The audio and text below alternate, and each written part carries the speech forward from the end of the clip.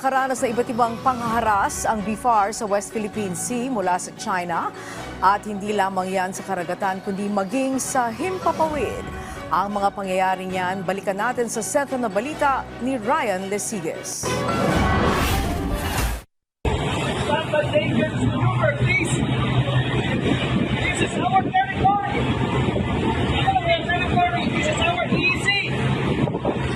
Hinabol, dinikitan, ginitgit, binangga, at tinira ng water cannon.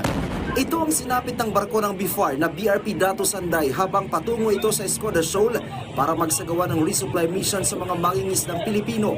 Toneto niladang krudo, bigas, gamot at grocery pack ang dapat sanay matatanggap ng mga mangingisda. Pero hindi na ito nangyari.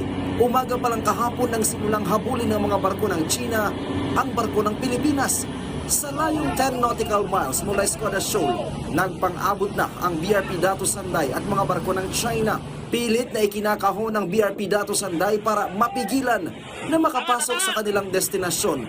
Salit-salitang ginitgit ng China Coast Guard vessel na may bow number 21555 at 21551 at Chinese Maritime Militia ang maliit na barko ng BFAR. Ito rin ang mga barko na bumangga sa barko ng PCG na BRP Bagakay at BRP Cape Inganyo kung saan nagkaroon ito ng malaking butas.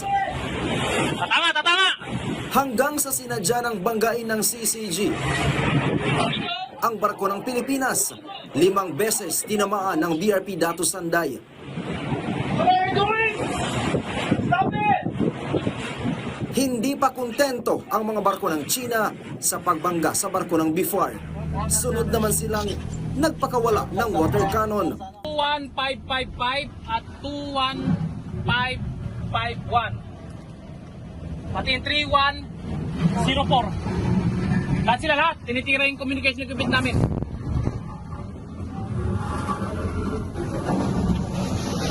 Pasok, tubig!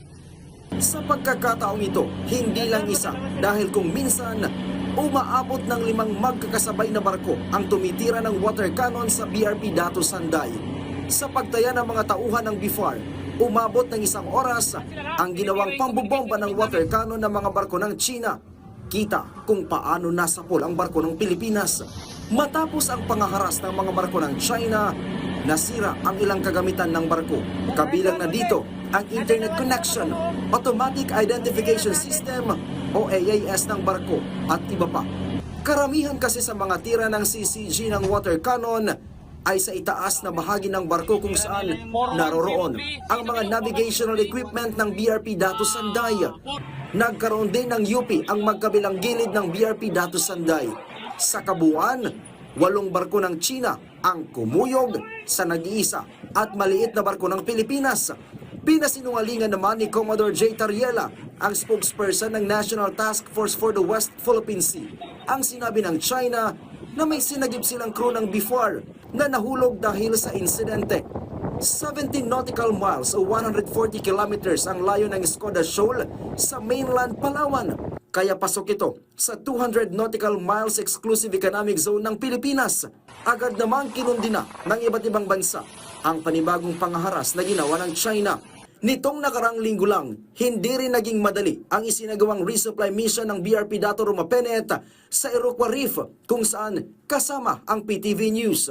Hindi na lang kasi CCG ang nagbantay sa bawat galaw ng barko ng BFAR, kundi ang kanilang barkong pandigma.